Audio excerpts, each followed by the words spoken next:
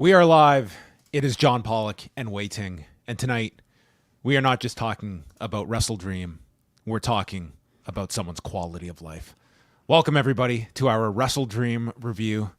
Just moments removed from the end of WrestleDream. The Wrestle Nightmare for all of those fans in Tacoma, Washington. And maybe the most depressing end to a show for a live crowd. I don't know what wrestling has against that Port Tacoma Dome audience that had to live through. Nothing good happens in the Tacoma Dome. No, it's where the Invasion went to die, and it's where Bryan Danielson's career went to die tonight. So that was the recap of a lengthy show for our October pay-per-view from AEW, because we've got two more this year. How are you, Way? I'm fucking tired, dude. I don't often like to complain about being tired on these things. I often feel it, but I don't like to do it. I don't like to complain about it because it's not representative of, everybody's viewing experience. But I have to for this one. This was one where I definitely felt the length. It was a long show. I will say that there were definitely some highs on this show. Don't get me wrong, but in totality, yeah, we're gonna go through all of it. A long night of professional wrestling. Yeah, we should dive into things. We're gonna be taking feedback at the end. No calls tonight, but we will take some select written feedback if we have time at the end. It's late here on the East Coast, as it is for most of these AEW shows, as we are into Sunday as we go. So let us dive into things. Wait, I just want to know that you've had were you tired at the beginning of this show, or did you come in with a lot of energy? I came in with a lot of energy. Okay. Probably it wasn't until maybe the third or fourth hour where I was starting to feel it. Yeah, that's usually it's between hours 3 and 5. That's where you start to you gotta prepare yourself. You gotta train. You gotta exercise ahead of time. Yeah, there's a strategy behind these shows. No, you're. I know. I don't know if you're trying to, kid, but I actually do. I have to plan my day around it. I got to schedule my nap, make sure I get my coffee at the right time. Even then, it's never a sure thing. I just went straight today. So into WrestleDream we go. WrestleTix last number 7,628 at the Tacoma Dome.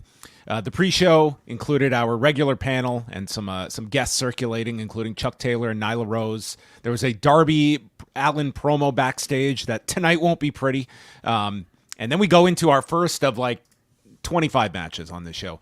Atlantis Jr. and Brian Cage. Do you remember this match, Way? Vaguely, yes. It did happen tonight for the ROH Television Championship. This occurring at 3:30 in the afternoon on the West Coast for those in Tacoma.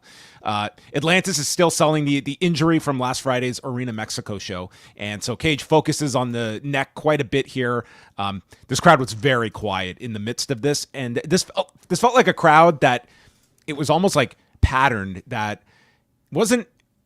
Once you got into the near falls, then you had these crowds, but it was almost like they were waiting for the big near fall sequences at the end, depending on the match. There were exceptions to this, but Atlantis lifts him on his shoulders into a blue thunder bomb, hits a frog splash. Crowd is now into this. Cage stops a Rana and does a Liger bomb off the turnbuckle. Drill Claw gets countered, but then Cage recovers with the discus lariat and Drill Claw to win the ROH Television Championship in 11 minutes, changing the trajectory of Ring of Honor as we get a title change to kick things off. Way.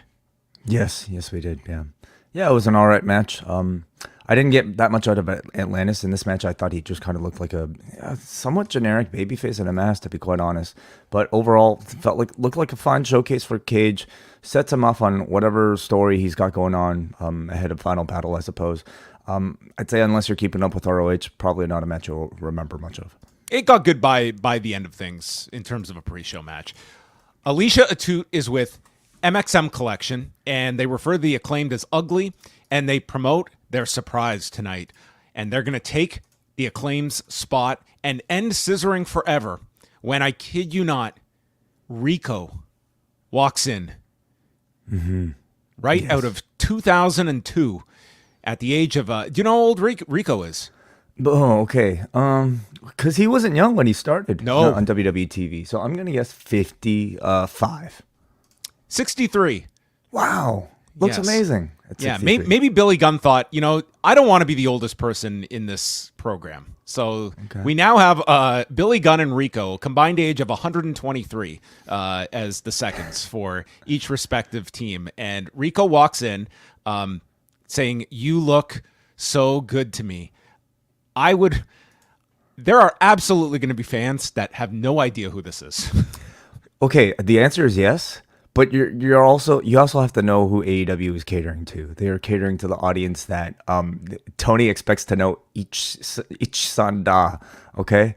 And that might be a hit and miss, but for the most part, I would say like a good chunk of the audience probably recognizes, Sure. Rico from Billy and Chuck. I'm certainly leery. Where on your list would be hiring Rico if you were running this company? Like, how does that idea even come to your head? So I am certainly leery of any new addition to the roster these days, especially in AEW. But I do think this is a rather perfect fit of personalities. If it's a type of act that will accentuate a group like MXM, I'm for it. Like he's really just a manager. He's not really taking a spot away from anybody. He's just there to accentuate the act that is already catching some pretty good attention, in my opinion. I am happy for Rico, who was in some real terrible health a number of years ago. I mean, he had like heart problems. He had brain issues. I'm happy to see him. And I mean, does not looked fine here. I mean, in terms of like a 63-year-old man who we do need to do kind of a roll call of the age of some of these managers between Jake, Rico, Billy. I heard Jake do a promo for Roosh and Company on Rampage on Friday night, and it was like, how was it? Dude, he can't do promos. Like, it's just, I don't know what he wasn't even on the show tonight. It's their first show with Beast Mortos, and he's not even there. So, I mean, it is. What do you mean he can't do promos? Like they're just not good, or like? He's just got such a raspy voice, and it's really tough. I just don't. It's such a weird fit with Roosh, right. Playing off of him. It's just. I understand, like, they're employing Jake. That's wonderful. But, I mean, it's a weird fit. Okay. Harley Cameron and Anna Jay was next. And in this one, we saw Anna Jay wrap her around the post and then gets pulled into the post. Cameron pulls her in. And then Jay hits her dangerous Jay kick, which is a spinning heel kick into the corner. And then Cameron goes for soul food, but the timing was off on this one. Jay takes her out of the corner with a gory bomb in 8 minutes and 20 seconds. Average. I always find Harley Cameron, she works hard, and you can see the improvements that she has made. She does get like a fair... When we talk about people on this roster that kind of just disappear, Harley Cameron is like consistently on TV and gets matches on like your collisions and rampages. I wouldn't say any of these pre-show matches were anything to go out of your way to see. They ranged from fine to good. Yeah. I thought Anna Jay received a really good reaction for her gory bomb finish. Good reaction for Anna Jay in general, I feel. The moment they actually start doing something significant with her, I think the audience is ready to latch on. Harley Cameron, definitely, I would say at this point, passable in ring. She has good, obnoxious heel charisma, sort of like the role that Chelsea Green plays in WWE, but for AEW. So when you realize like how easy it is and how effective it is to write for that sort of archetype on these shows, it's understandable why she gets so much consistent airtime. So, she was here to showcase Anna Jay, and she did a fine job of that. And Saraya was not there in her corner. MxM Collection with Rico, the latest signing, taking on the Acclaimed with Daddy Ass. So Max comes out and does a rap, calls them crypto jerks. Their dicks don't work. Kamala Harris, they think Kamala Harris controls the weather, which, according to my timeline, several wrestlers believe that as well. It's amazing. And there was a line about P. Diddy in here as well. That was that. Yep. I mean, fun. Like exactly what you would expect out of a caster, pop culture type of rap. Yeah. I don't know. I just feel like the Acclaimed. I just feel like that popularity peak has come and gone for them. It just it feels like an act that needs a bit of a refresh to me. And I think they were trying. They were trying to get away from just the rapping guys. They were trying to do something serious, but I think people started to miss the raps. You know what they need? Maybe they need Chuck Palumbo. He is the missing element in all of this, I think. Let's just get all 2002 WWE cast-offs. Maybe that can be your 0 hour contributions.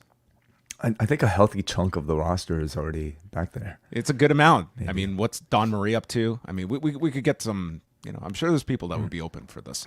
So match begins and Rico is attacking Max on the floor. I can't believe we're getting Rico. We also had Billy Gunn cut a promo on Rico talking about how this is right. a guy who almost roped me into marrying another guy and then said no offense to Anthony Bowens. Yeah. So I mean, because of that connection, I enjoyed seeing these two together again. I thought it made a lot of sense.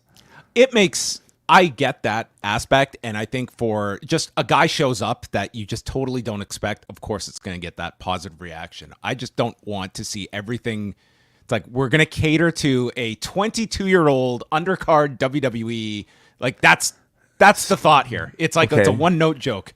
Yeah, but you're doing that, or you're catering to like the longtime pro res fan, or like the sort of type of fan that might have only heard of like a Mexican star that isn't otherwise that popular. Like this is what AEW is catering to. They're catering to the sort of like the hardcores, and I mean that includes nostalgic acts too. Okay, well, we did get a nostalgia act. So Rico attacks Max on the floor with a spin kick, and the audience boos as Billy goes after Rico. Mason and Mansoor then double team with a hip attack on Max, and then Rico hits Max on the floor. I couldn't believe how physical Rico was getting involved in here. Like again, he was in really, really bad health, and here this guy is, and it's like he's doing physicality here. I mean, I'm watching this. I'm like, this guy might end up doing a 6-man tag for all we know in this. Yeah. Well, if Billy Gunn's on the other side, yeah, I can see that happening. Yeah. Wow. So I just could not believe this. Bowens gets the tag, hits Famousers onto both Mansoor and Mason, and then goes for the mic drop. But Mason catches him for a chokeslam suplex combo with Mansoor, and they go for the scissor me timbers. But Bowens knocks Mansoor off balance. They then hit the scissor me timbers, and Mansoor tries to get to Mansoor in the ring, but is backed up into Daddy Ass, who hits him with a Famouser, and they end things with the arrival and mic drop to Mansoor in 11 minutes and 24 seconds as the Acclaimed win. Scissoring lives on, and their spots are preserved. Yes. I guess we've already been through the scissoring ban, didn't we? Oh, that's right. They did do that for a week or two. Yeah. But they wanted to ban it forever. I don't know if that was in the contract here, but they've retained scissoring. I don't know so much about like the storyline, but like for this sort of like what feels like a jokey undercard type of thing, I thought it was entertaining. I actually thought MxM should have won. To me, they're the team that feel like they would have benefited more from having a victory versus the Acclaim winning, which just kind of shuts this whole thing down, especially with the addition of Rico. I think they needed to show that the addition of a new manager actually meant something to the team. And here, you could actually blame Rico maybe for costing them the victory, perhaps. Well, Rico back in the mix. That was not something I expected us to be discussing on tonight's AEW show. Mercedes and Camille show up and are looking for Mercedes' dressing room. Why does she have a dressing room on this show? I can't tell you. But she walks into Queen Aminata and a PA, and Monet is asking where her dressing room is, and Queen Aminata tells her there is no reason to be rude. And Monet tells her to stay out of my face and says, we better have decaf coffee. And I can attest, you must have decaf coffee for an AEW pay-per-view. I would say at the start not. I did have a regular one at 6, but we have moved on to decaf. And then we never see Mercedes again tonight, correct? I don't think we ever saw her again, but we get the announcement that Mercedes will face Queen Aminata on Wednesday. Mm-hmm. Well, we know she's been doing promo for this show in the New York or wherever she's been. Hasn't she? No, she did promo. She was doing that for Grand Slam. Never mind. Maybe this was a pre-tape, dude, or maybe she just. I hope it was. I hope they didn't fly her all the way to Tacoma to do this. Anyway, so that was that. Shivani says that for the second year we are celebrating the career of Antonio Inoki, and we bring out Tony Khan with Antonio Inoki's grandson. Speaking of people who probably had to make long trips for brief appearances, we had Hirota and Naoto. And then we had the greatest lead of the chant of Ichi Nisan Da, where this crowd had no idea what they were supposed to chant, and nobody chanted this. So Tony's like, well, let's do that one more time. And Tony is screaming at you in like microphones work. I promise you microphones work. But the music was also like they had already cued the music to play. So like Tony was like screaming over top of the music for them to do it again. And they finally reel it back up on the screen. And no, they can't. He and Shibata can't get their timing right. It's a fucking mess. And I couldn't understand how such a simple segment got so complicated and was such a disaster. This will go down as I think one of the great showcases of Tony Khan's on-camera awkwardness, which at this point really is like almost a trademark of him. This was a bad idea, really, from the get-go. Okay, like people just it seemed so simple. If you were to describe this to me, I would think, but in execution, it was not. I would say like people already had a familiarity with Antonio Inoki's catchphrase. Then you could have gotten away with it, but the truth is, like in North America, he's not that big of a name. Certainly not big enough for people to know the catchphrase in a foreign language. I would say most of the audience maybe didn't even have the fondness for his career the way a Tony Khan might have expected them to. So this was, I think, just a bad idea with bad direction. It was an attempt, and then Hirota and Naoto walked to the back and presumably got on a flight. Adam Copeland and Dax Harwood, they showed a video here promoting the various relief efforts that they're involved in North Carolina, and ended with this ominous line of Copeland saying, "See you soon," and Dax reacting like this was this big line. So it was almost like this tease of, is Adam Copeland going to return tonight? Spoiler, he didn't. I don't know about that. I don't know if I was sensing any sort of angle. That's how Dax reacted to it. That's the, I guess maybe I just kind of took that as like for Copeland not necessarily knowing when he'll be cleared, but I felt very much this was them trying to be like non-character, non-wrestling at all, talking about something so serious. Well, and then we had the last match of the pre-show: Orange Cassidy, Kyle O'Reilly, and the Outrunners against John Silver, Alex Reynolds, Arya Daivari, and Tony Nese. And Sterling insults the crowd. And we had, I'm not kidding, at ringside, Rocky Romero, Mark Sterling, Evil Uno, and Josh Woods on top of the. So we had 12 people involved in this match. The Outrunners were the most over acts here. We saw a fun spot where all the babyfaces did the 10 punches in the corner, and then Cassidy comes and just hits one, and everyone reacted to the one punch. It was very interesting to see like what was getting over just up to this point in the show. Like, it's not so much, it's like the Outrunners and like just these simple spots, and like it was, this was character stuff that seemed to be driving this audience, at least in the early portion of the show. Josh Woods gets involved. In fact, everyone got involved here. But mainly the focus was on Magnum and Floyd and their involvement here. Daivari and Floyd get inside, and this is where Floyd hulks up as Cassidy then tags in, hits an orange punch to Daivari. Sterling gets his foot on the rope, and then Sterling comes into the ring, so Cassidy drop kicks him, despite Sterling threatening to sue him. And then Orange Cassidy with a trust fall to the floor, and the Outrunners hit their finisher, pinning Daivari in 11 minutes and 29 seconds. To me, it was only notable for this to talk about how over the Outrunners were. I would say they were the most overact on the entire 0 hour. And to maybe profile them in what you might consider the main event of the 0 hour, I thought was the only worthwhile reason for this match existing. Otherwise, they're just cramming way too much shit into this, pre-show. It's too much, and if you choose to watch it, it'll exhaust you and it'll diminish the reactions for the rest of the show. Yeah, I didn't think there was anything from the 0 hour that really hyped up the show. In fact, like this crowd, like they were just. It seemed like night and day from these 2 hours or hour and a half. And then we start the pay-per-view, and it was like this crowd was on fire for this first match. Because the crowd has anticipation for some of the matches that you're promoting on a pay-per-view. These other ones are just, They're just there. They know that they're not. It's not important. It's not something they've wanted to see. Well, it was a dramatic shift within the course of 10 minutes. So we go to the pay-per-view. Well, we had a little angle in the back with Okada and Kyle O'Reilly. That's right. So first we had the conglomeration and Outrunners shaking hands, and we go to the back. Renee is with Okada. Again, why are you here? And Okada explains that he is now medically cleared. We never knew he wasn't medically cleared, but he's now cleared. So he has come here to support the Elite, and he is approached by Kyle O'Reilly, who respects Okada, but they've never wrestled. And since you're a fighting champion, I'd like to challenge you for the title. Okada thinks about it and says, hell no, bitch. So Kyle O'Reilly tries another tact and attacks Okada, and Daniels ejects both men from the building. Mm-hmm. And this would, this would be the last we would see of them, and this match will happen at any number of shows in the foreseeable future.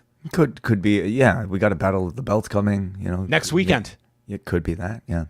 I really enjoyed this backstage segment, though. I thought it was the coolest Kyle O'Reilly has looked since he's returned in AEW. Somebody who just, clearly anticipated this response from Okada and didn't just accept being called bitch and just decked him for it. Kyle O'Reilly punching Okada in the face was a great, simple way to build up to this match, I thought.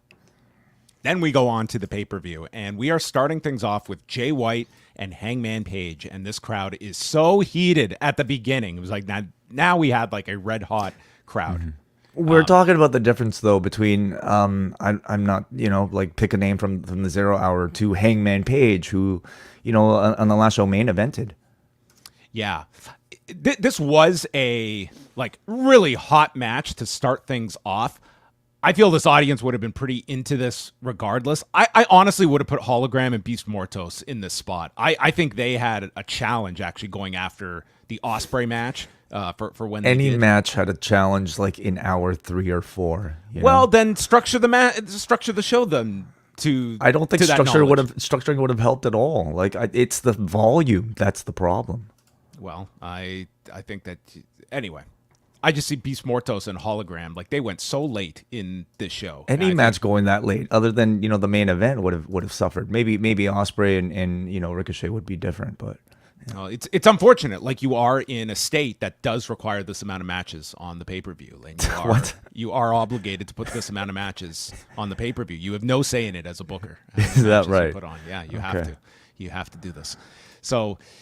This begins, and man, this crowd, I think Hangman Page, he is just operating at this incredible level. I think this guy's the most over heel in this company by a landslide, above Moxley, above MJF, above anyone. And I mean, this guy is about as can't miss in these big matches. And really, it's just, and Jay White, I thought these two, I thought stylistically, this was going to be a really great outing for Jay White, too. And I thought these two just had fantastic chemistry. The crowd is getting on top of Hangman, whose house, Swerve's house, and then they're going back and forth, F you Hangman, cowboy shit.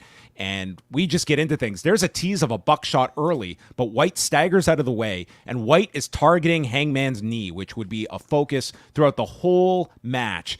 And Page lands on his feet from a German. This tweaks the knee, so Page has to go for the eyes on the turnbuckle. And Jay then ends up in the Tree of Woe, and then he's the one raking the eyes of Hangman. The crowd applauds this. And White manages a dragon screw in the rope after avoiding, after taking a DVD on the edge of the apron. So again, going to this knee, and Hangman lifts him up, apron bomb, and then drills Jay White with a power bomb onto the steps. And we see Jay White spit at Hangman Page. And I lost count of the amount of people that were spit at on this show. There was a lot of fluid exchanged. That there was, yeah. We didn't get much blood at all on this show at all. So in exchange, you're right. It was Danielson got nicked in that main event on a little spot. Yeah, you're right. By AEW, yeah, no one did blood, did they? No, we did spit instead. Yeah, I guess they got their quota out the last show. At All Out. They did, yes. Yeah. Once you use the hypodermic needles, then you have to have a reprieve of blood for at least a month. So White then drops the knee onto the side of the ramp as they battle up there. We get back into the ring. Hase-style Uranagi by Jay White, and then the Blade Runner gets countered into a deadeye, but Page is too injured to go for the cover, so he rolls to the apron, sets up for the buckshot, but his knee buckles. And then he goes for it again, but because of the hesitancy, White has enough time to counter it into the Blade Runner, an awesome sequence, and pins Hangman in 16 and a half minutes of what I thought was an excellent, excellent match. I thought this was fantastic. I just thought they did such an excellent job in this opener. This match was absolutely awesome. And excuse my voice, everybody. I might be coming down with something, but that did not take away my enjoyment of this match. What's kind of surprised me is that since Jay White has come back, and it's only been a few days, but he's got this like tremendous amount of babyface appeal, seemingly just from like being away. And it surprised me because I didn't necessarily think his connection to the audience prior to his injury was that strong. But the crowd has clearly missed him, and the absence has almost made him into a bigger star. But it also did require a really strong in-ring performance tonight and strong booking on top of it in order to sort of parlay that, interest from the crowd into something a bit more stable. And I thought this match achieved both of those things. I thought the match showcased some of the best parts of Jay White's in-ring style, and it's a style that hasn't always connected, but for me, like the thing that stands out about his in-ring style is that he's got very clever counter wrestling, and his gimmick is essentially, like, at its best, the type of wrestler who studies your moves in advance and knows what you're about to do before you're about to do it.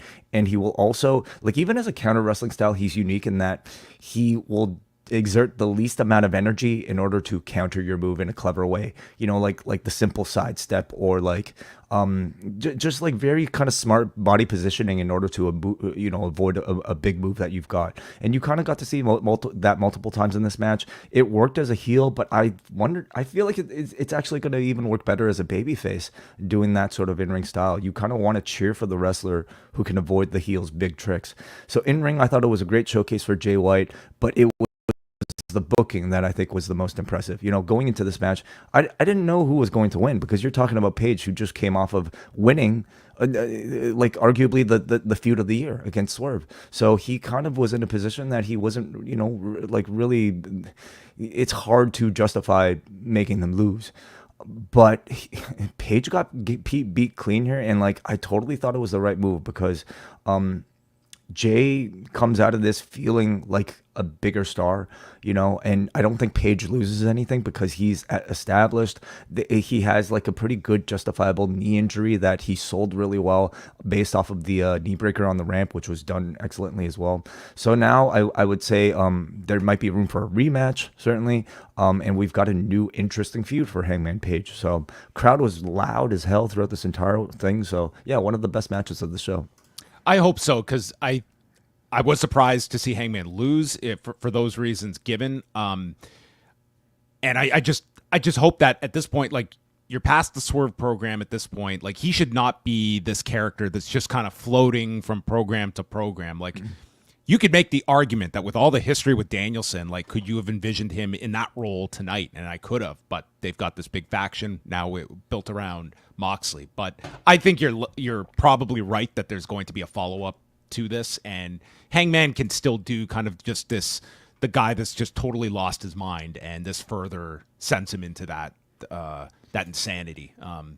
That's it can make you somewhat bulletproof to losses, but not completely either. I just don't want them to lose kind of the momentum that this guy has, and I think he's got a lot of it. I think especially in recent years, like the trend in wrestling now is not necessarily just to do one-off matches, but to do series. To the death. Yeah, maybe even to 7 or to 50. Where did Jay grow up? Where's his house? Sure. But and that affords the ability for wrestlers to be able to lose matches, whether it be on TV or on a pay-per-view, so that they can get to 1-1, and then you could build to a rubber match later on. So as long as Hangman wins the series against Jay, you can still build him towards a title challenge in the future. Yeah. I'm not going to put this one as my match of the night, but goddamn was it close. I really loved this match. Mm-hmm. And then they followed that with Mariah May and Willow Nightingale for the AEW Women's Championship. Tony calls Mariah May a mean and terrible person. And they note that Willow, after that headbutt on Tuesday, ended up with her lips split open, which we did get to see in the backstage segment.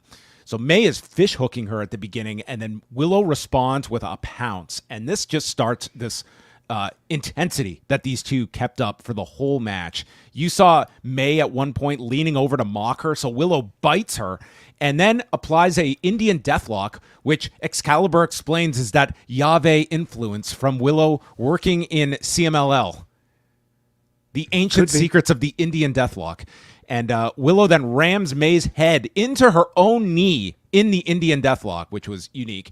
Willow then missed a moonsault off the top, which was incredible, the height that she got here. And May follows that with a missile and hits the Mayday, but Willow kicks out. And again, like when you did these near falls, like this crowd was there for these near falls. And May stops a pounce with a headbutt. Willow lands a lariat. Both women are down. There's a DVD into the corner by Willow. And then when May tries a stratisfaction, she is hoisted up for a power bomb, and May turns it into a top rope Rana, and this place exploded for that sequence. Follows with a knee strike and hits the Storm Zero, pinning Willow in 10 minutes and 52 seconds in another excellent match on this show. I thought, it was, I would have this like just a hair below like what we just talked about. But for Willow, another excellent pay-per-view match for her. And for May, I thought this was among her best matches we have seen. I thought they just had such a great intensity, and I think this one also helped coming earlier in the show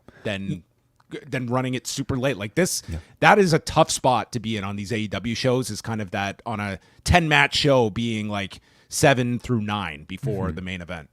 Totally agreed on all those points. I was very impressed by the match. I was not impressed by the build, but then you listen to the reaction in the match itself, and I would say the match certainly overachieved the hype going into it. They were moving at a really good pace throughout the match. It was thoroughly entertaining throughout its entire duration. I think didn't overstay its welcome. Like 11 minutes, perfect time. Yeah.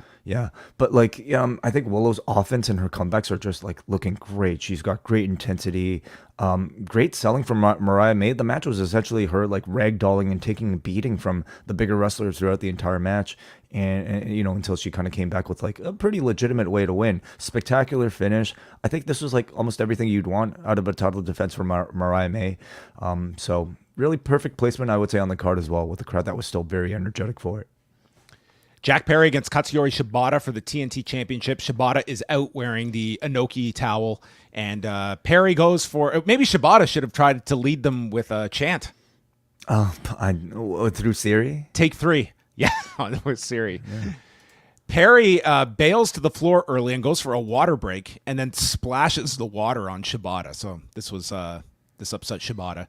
Perry gets chased, but then gains control, and Shibata just starts lighting his chest up with chops that Shivani compares to Wahoo McDaniel. And Nigel starts quoting Johnny Cash. Shibata sits in the center, and Jack Perry spits on him. If you're keeping count, that's now 2. And Shibata comes back with a kick of his own, starts chopping away, and Perry slides away from the baseball slide drop kick. So Shibata goes to the floor, snaps suplexing Perry into the side of the ring. Perry manages the snare trap, but Shibata gets to the rope, and Perry moves to the floor and hits a draping DDT to Shibata on the floor, as Excalibur reminds us that the man had a subdural hematoma 7 years ago. Shibata then catches Perry for a DVD. A lot of cheers for this. And then the Ushigoroshi and rear naked choke is applied. And Shibata has this choke applied, leaps onto the back of Jack Perry, puts the hooks in, and then falls down to his back. And the referee counts 1, 2, 3. And Jack Perry gets the pin by being in a rear naked choke. The crowd hated this finish, and this came at 9 minutes and 20 seconds. Yeah, they were flat for it, certainly, because it was like somewhat unexpected, but I actually really liked it. I think it protects Shibata, keeps his aura as a badass, and gives Perry this sort of chicken shit heel win. So as a way... Are we sure John Moxley's shoulders weren't down when he had that choke on Danielson at the end? I don't think they were. Okay, I hope not, because what Danielson might have an appeal to file. Well, hold on. What are you suggesting? That this is an illegitimate way to win? I'm just stating, like, for consistency, like that's how John Moxley won with the choke in the main event. Let's just make sure. But were his shoulders down? I don't know. That's what I was asking you. Probably not, because I mean, anyway. Yeah. It came out of nowhere as well without any sort of telegraphing crescendo, which, might have contributed to the flat reaction to it. But to me, it made it feel more realistic and effective. Like, I felt like I was supposed to be shocked by something like this. The match I thought was really good. Perry at this point, I feel like he's definitely grown and now feels like he's somebody who's a lot more aggressive and serious and threatening as a wrestler. But the bar is very high for that style of wrestler in AEW. So now that he's like, he's doing well, but man, we're talking about John Moxley, types of wrestlers that I think he has to try to ascend to as his next level. So hope he gets there. He did a good job overall. Shibata, having just watched Sakura Genesis, this subdural hematoma match, I was very curious to see like in which ways he might have changed his style. And it's a very different type of Shibata style. Everything he does here is essentially very safe, but he's still, I think, able to effectively maintain that illusion of being this violent wrestler because he hits hard. The slaps sound really, really significant, and he's got great fire and great crowd connection, and he makes a really good mean face. So all of that was very significant. Is my voice really like? You're okay. Throwing You're you okay. off? We understand. Apologies. You're a bit under. My whole the weather. family's sick, so Yeah. it's my turn. We appreciate you powering through on I feel on the show. fine. It's just my voice. That's hoarse. Don't worry, it doesn't sound that bad. I just thought the finish, it was too goofy for me. It's not even as. It What's just so felt like goofy about it. It could happen. we've never even done like the tease of a pinfall when someone's in a rear naked choke. It just to me was a way to get this out, and I feel like this crowd, it just felt to me like a lame finish. That's how the audience reacted to it, rather than like this clever way for Perry to get the win. I thought they were on their way to like a nice match, and it was fine. The finish turned me off, but that was that. Okay, fair enough. Perry, we got plenty though in the post match where Perry attacks him with a belt shot. When Daniel Garcia comes out to confront Jack Perry and Perry bails, then MJF's music plays and he makes his return to confront Daniel Garcia when Perry returns, blindsiding Garcia with a belt shot. So now MJF attacks Daniel Garcia, says he beat Daniel Garcia at All Out without breaking a sweat. And then I went on to make several movies and several millions. So the injury angle is just forget about the injury angle. That's not why he was gone. And he brings up Garcia's own bidding war, saying that was as real in 2024 as the Seattle Supersonics. And he was clearly fishing here for his own Kevin Owens Elias segment. They were pretty upset, but not to the level of that famous segment. And then refers to them as Seattle before realizing it's Tacoma, but who gives a shit? And tells Garcia that's a star reaction. And he says he went and found the dynamite diamond ring in a pawn shop in Buffalo. So we have rectified this lost ring. It is back, and he places it on the finger to attack Garcia when Adam Cole makes his return and runs down as MJF runs away. The crowd gave him a huge welcome back chant. I'm also hoping that they could have chanted, "Let's forget Undisputed Kingdom" as well. Let's just completely forget that group, the devil. You're a babyface now, okay? That's it. We're back to our original roles before the bromance, and we're just going to pick up from there. I don't know if you caught this, but he comes into the ring, does the Adam Cole baby, checks on Garcia. When he was exiting the ring and hopped down to the floor, dude, it was so, he got down so gingerly. I was like, oh my God. But the man walked up the ramp fine, didn't show anything. But if you watched him get off this apron, my God, was it nerve-wracking. I definitely was wondering, well, what exactly is the state of, his knee at this point in time? Watching him like ankle. that. But sorry, ankle. But we can't tell that much. For all we know, it could be selling, so we'll find out soon enough. The fact that he's actually doing this, I think would suggest that he's ready to come back. This was a 13-month injury, dude. Crazy. Off of the stupidest thing. The craziest thing, imagine. So unfortunate, for Adam Cole. And I'm sure this was a very emotional comeback for him, really behind the scenes. I can't imagine the mental stress of just kind of being away for a year when you're at the peak of your career. After the concussion deal, dude, where he missed another year. I know. It's like this guy has gone through a hardship that few have had over the last couple of years. So all that said, I think positioning him as a babyface outside of even like, Max being a full-on heel now. Positioning Cole as a babyface is the right move. The crowd senses, I think, that sort of like sympathy for him. The crowd wants to see him do well, and we're ready for him as a babyface again. So, sorry Kingdom, sorry Roderick Strong. They're gonna have to find their own way, I guess. If I hear Adam, I swear to God, oh, that's gonna happen. They have to stay away from each other. I enjoyed this whole like final segment. I mean, really just branching off of Shibata versus Garcia, Shibata versus Perry. In that amount of time, I love the stacking of these surprises, and in that amount of time, we've booked Garcia versus Shibata. Oh, sorry, we've got Garcia versus MJF. Perry.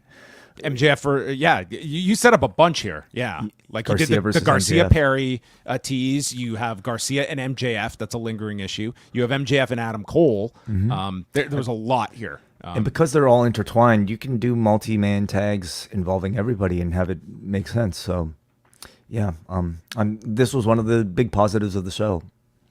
I really feel, and there's a segment, let's talk about it now. Later, because it's just a total throwaway, is they went backstage to Orange Cassidy, and he's just there with Renee and Jerry Lynn.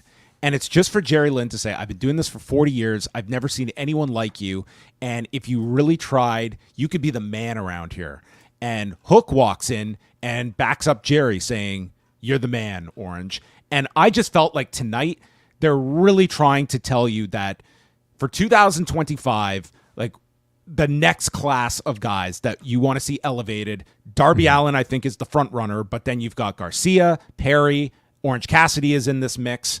I mean, Cole and MJF, I think, are already kind of established at that level, but you throw in Swerve on top of it. Like their main event scene is actually too crowded. You're not going to be able to Hangman. All these guys are not all going to be main eventers, but it does feel like there is this focus on the youth that they're trying to elevate, and those being the primary ones. And I like that Orange is in that class. Mm-hmm. There was seemingly no real reason for this to exist at all, other than to communicate to the audience that Orange Cassidy is going to go for the World Championship next. Yeah, and maybe this is setting up like this year's, like, whether it's the Continental Classic or it's just for something larger for next year as well. You got to remember, like, Cassidy and Mox. Mox was the one who beat Cassidy for that international championship, right? That's right. Yep. So, yeah. Will Ospreay, Ricochet, and Konosuke Takeshita for the AEW International Championship. This was way earlier than I thought they were going to do this match on the show, and I thought it was really risky because I did not, like, this was going to be a lot to follow, and this was something else. Callis is on commentary, and we start things off where Ospreay and Ricochet, playing off of Tuesday's angle, are going to team together against Takeshita. And what was so interesting is that if the crowd was picking a favorite, it was Takeshita. Yes. Mm-hmm. That was very evident. Like, this was a very pro Takeshita crowd. And I think if you did not have this post-match angle, I think Takeshita would have been the biggest babyface coming out of this. And listen, he was spectacular in this match. This whole match was spectacular. Early on, a table is set up on the floor, and you're just left to... we will revisit that later on. And, I mean, some of these highlights. Takeshita catches Ricochet's Sasuke special. So Ospreay then hits his own with Takeshita holding Ricochet. And this crowd, I mean, they can't... This was clearly the... if not the number one, the number two match that they came for the show with Danielson being the other one. They were into everything here. This crowd was awesome. We saw all three fighting on the edge of the apron. It was like, God knows what they were going to do here. Ricochet stops an Os cutter, and an Ospreay leaps off the back of Ricochet into a Death Valley driver by Takeshita, and Ricochet follows with a Meteora to Takeshita on the edge. Then we see... everything on the edge, like, it looked like they were almost like doing like a 2D scrolling fighting game, you know? Like, they made a real-life version of, like, a 2D scroller fighting game because you could only fight on that axis. Ospreay blocked a powerbomb into a Styles Clash. Takeshita does a bastard driver into a wheelbarrow suplex to Ospreay, and then catches Ricochet for a Blue Thunder Bomb and a near fall. All three are down, and Ospreay and Ricochet go to work together again, and Takeshita drills both guys with elbows, and again, he is cheered for this. And it's kind of set up like he is like fighting 2-on-1 here. So it kind of just like fanned the flames for this crowd to kind of get behind Takeshita. Takeshita then ducks, and Ospreay super kicks Ricochet, and Ricochet, Ospreay flips on his feet and hits an Os cutter. Ricochet follows with a springboard 450 for a 2 count on Ospreay. This was an unbelievable sequence as they're all down again. We saw an attempt at a springboard doomsday device. Ricochet lands on his feet from this doomsday, and then Ospreay and Ricochet trade poison ranas with one another, and Takeshita comes in, double Germans to these two, and the place is just on their feet going wild.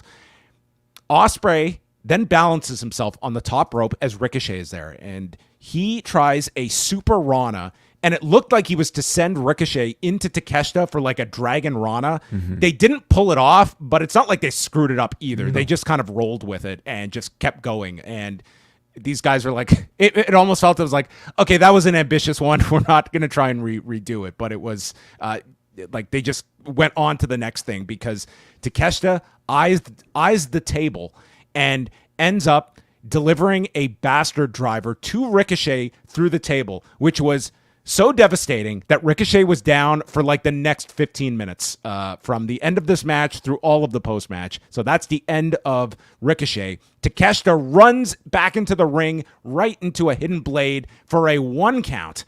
And Ospreay hits another one when Callis yanks the referee out, reveals the screwdriver, and gets stopped by Ospreay. And Ospreay teases a tiger driver onto Callis when a man hidden in a hoodie runs in, and the announcers are like, "Who's that?" And Nigel's like, "I think that's Kyle Fletcher." And this is before he has taken the hoodie off to reveal himself, but it was pretty obvious who it was.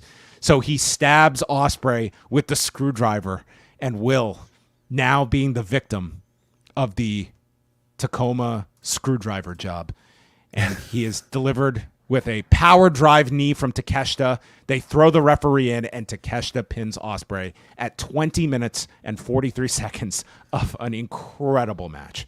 No, this match was a masterpiece. I'm just floored at like what these three were able to create together. I thought there were exceptionally high expectations for this one, and I thought they blew it out of the water. You know, the perfection of timing and the agility and control of your body that you need to pull off some of these incredibly creative sequences is like almost at a superhuman level. I think ahead of time there were expectations that this would be compared to the Joe Styles Daniels 3-way from Unbreakable 2005, and this certainly feels like that match still holds up right now, but this certainly feels like it's a modern version of that, where you have two high flyers and one incredibly agile, athletic base who's able to keep up with that sort of pace. The sort of like pace of, like, we watched Ospreay versus Ricochet, and it was good, but you know, it wasn't on pay-per-view, so it couldn't have gotten to that level. But still, the addition of Takeshita, I was always so much more excited for, because you knew the addition of a third person, especially a third larger person, was going to add so much speed and so much possibility for creativity, and this match exactly delivered that. So, man, to me, a modern version of that Unbreakable 2005 match, and type of match that I think shows you like what wrestling is capable of in 2024. Like, it's, I feel like every other week we say Will Ospreay's had another match of the year candidate. So add this one to the list. Phenomenal match. Match of the show. This was, the expectations were through the roof for this one. They were met and then some, in my opinion. I just thought this was incredible, and a big angle at the end. And Fletcher hits Will with the Tiger Driver 98 as Ospreay clutches his neck. A really great post-match here, and setting up Will to, you know, do another match with Kyle Fletcher. And dude, Kyle Fletcher was jacked here. He's jacked, dude. And it's probably just the tan and the oil, like the body lotion that's probably doing it. But like, he's pulling it off, man. Like, he's got great main level heel energy, and this was the type of turn that firmly, it was well earned, you know, through months of build of that relationship with Ospreay on screen. And I thought he firmly escalated to a main event role tonight. And it wasn't, yeah, like to that point, it wasn't just, well, let's turn him. No one will see this coming. Everyone could see this coming, and you can sympathize with Kyle Fletcher of like, we were this close to the tag titles, and here's this guy. I'm going to like that was his breaking point. You can understand the turn. Since Ospreay's come in, like they kind of really drill home that these two are best friends. They're best friends. They're best friends, even if that might not necessarily be true. He helped them during the pandemic. Way that's all I need to know. I believe it. Yeah, they earned this, absolutely. So as the buffer segment, if you want to call it that, they had Swerve's appearance on the show with Prince Nana in the ring, gets in his promotion for his coffee, and introduces Swerve, who gets a massive reaction. They're all chanting, "Welcome home." He states, "I am still feeling the effects from the cage match. I still feel tingling down my neck, but I've been medically cleared." I was like, "Oh, that's great. That's great. I'm still feeling neck damage and possible nerve issues, but I've been cleared." So he gets interrupted by MVP and Shelton Benjamin to talk about his future, and Swerve has not responded to them yet. And MVP reminds us of their past together. "Don't you remember when I said that the future was in great hands on that episode of The Wrestlers?" And one viewer was probably through the roof. Yeah, if he was watching, which I'm not really sure he is, but yeah, some people I think might have been confused that he was talking about the OVW show.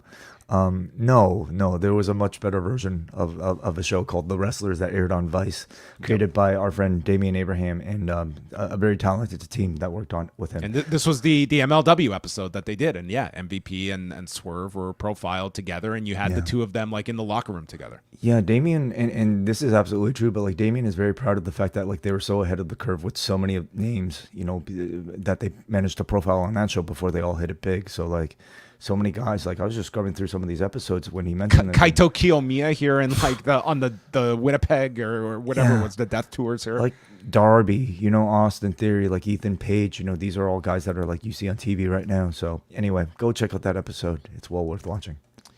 And he says that Swerve's career has been floundering a bit, and I help former champions reascend to the mountaintop and regain the titles they should have. Swerve brings up wrestling MVP in Defy, and my God, did this crowd go nuts for Defy. I mean, it really does tell you about like the audience that was here, and that should have been the chant Tony was leading, okay? Not Ichimisi done.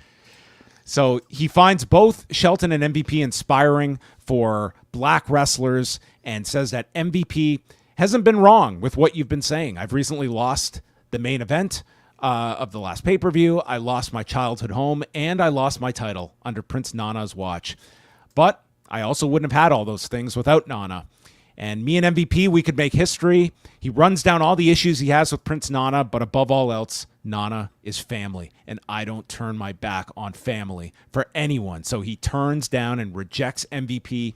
Shelton says, we weren't asking, we were telling you there's no Swerve without us. And MVP has to hold Shelton back. He's not going to give away this match for free, and they are separated, and that is the dividing line here with Swerve and his allegiance to Prince Nana. Mm-hmm. So no Bobby Lashley tonight. We don't even know if Lashley is coming into AEW, but there were at least, I think, for a lot of people, expectations. Didn't get it. It's early. It's early to introduce yet another character when you haven't even, like, you should do the Swerve Benjamin match on TV first. Yeah, even if he was coming in, I don't think he should have done it tonight. Give the spotlight to Shelton, you know, give us the Vilta Shelton versus Swerve, and then give us Lashley at some point if he is even coming. I thought Swerve sounded really good here. You know, is this the secret group that's behind Moxley? It's WWE 2002. We've got Shelton, Rico, maybe Charlie Haas is next. Okay. And is it Shane leading the alliance? Is that what you call them, the alliance?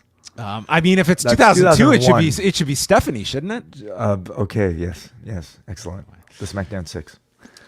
Anyway, Swerve sounded really good here. You know, he absences just tend to make guys who are already up there like bigger stars, and it certainly helped out for Swerve. He comes out, he's got that tough guy energy, he's got that charisma about him, and you know, we already knew this, but it confirms that title run was really well used because it helped elevate him to this permanent status as a top level guy.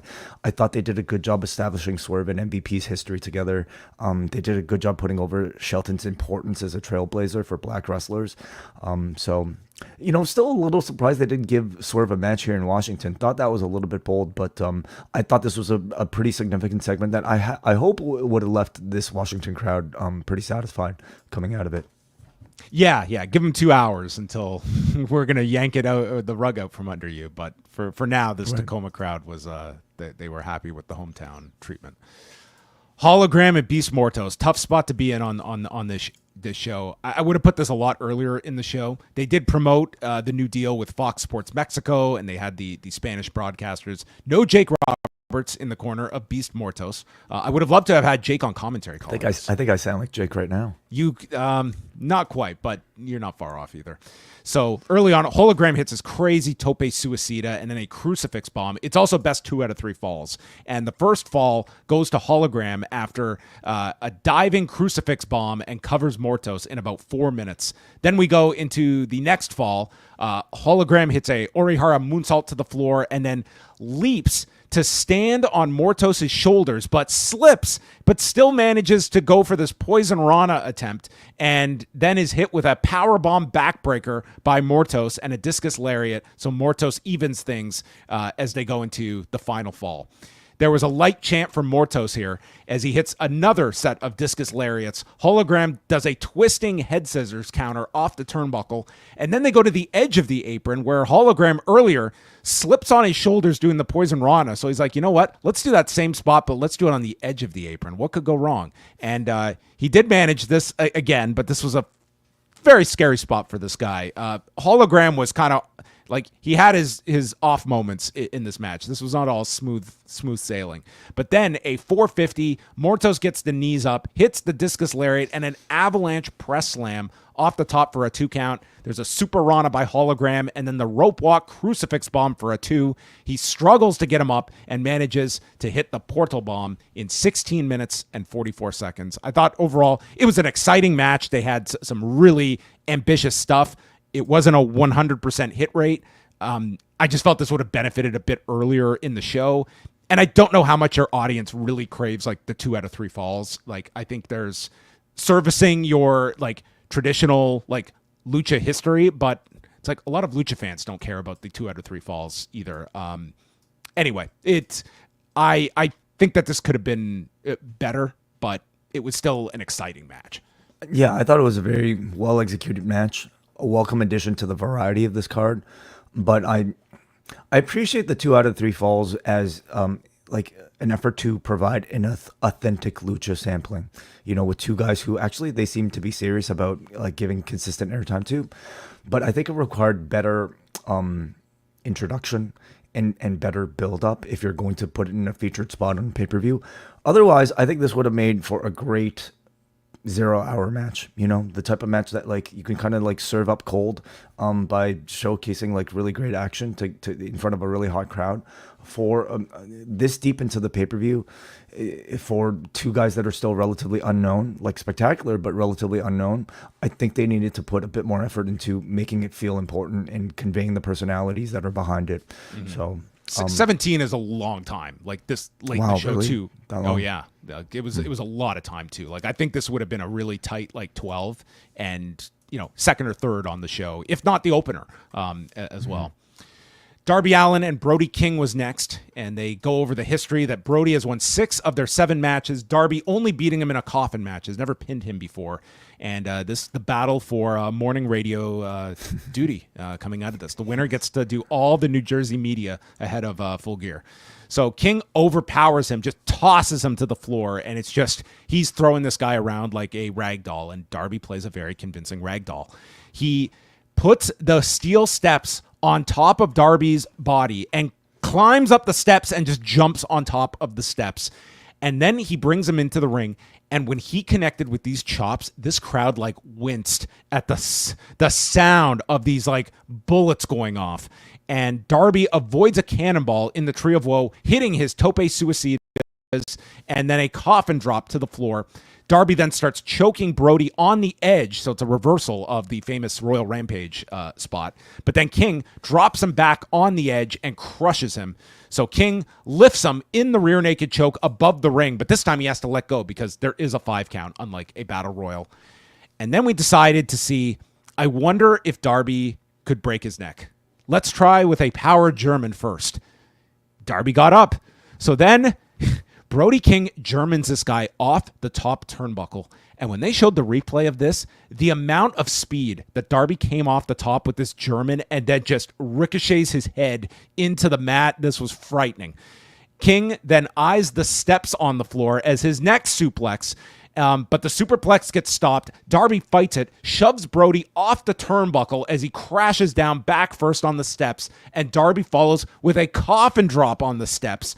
And he returns to the ring. Brody just beats the count at 9, but as he rolls in, takes another coffin drop, and Darby wins in 12 minutes and 27 seconds. Mm-hmm. I thought it was an excellent David Goliath match, you know? Like, Brody King beating the shit out of Darby is never not entertaining to watch. Gave us some really big, painful spots, and ended up being a good hometown showcase for Allin. But for me, like, honestly, anything after the Swerve segment, I was definitely feeling my energy go down. And I overall, like, it was a very good match, but it's for me to grab me this deep into the show, it needed to be exceptional. I don't know if this reached that level. I agree. Like, I thought there was like, this was a very good match, but I think everyone was kind of, spent to differing degrees for this, knowing what was still to come and the fact you were going to be getting a really big main event on top of this. I would have put that triple threat a lot later in the show because the crowd would have been up for it, I think, in any position. Yeah. I wonder. I do wonder if it's just like having to follow a match like that, or if it's just like how long the crowd has had to sit there. But I do think like it's been a real positive seeing this side of Brody King come out, this more human side. I mean, the House of Black is awesome, but I like learning about Brody King's family and the fact that he's really jealous of Darby Allin's radio hosting or like radio show appearances. It makes him just feel like a more well-rounded character, and I hope to see him retain elements of this. We should request him and just have him on just for media purposes. Brody offers his hand after, and they shake. Young Bucks against Private Party for the AEW tag titles. Beforehand, they show this video of Private Party getting a motivational speech from their trainer, Amazing Red, and stating how they dropped the ball continually and they haven't evolved in the past 5 years. It's not a party anymore. And they said that it's time to get serious, and we see them training. And at this point, I'm thinking there's like a very good chance of them winning this match. The way they set this up, like, yes, it was fast, but as we even said in our preview, like, you could absolutely get away with putting the belts on Private Party. And I felt very strongly during this match of that title change. Between this and Matt Jackson cutting like a very generic, you guys think you're going to win, you're going to be mid-carders forever. Like, I thought for sure they were putting the belts on him. I thought it was like so heavy-handed, the way they were going here. Got us.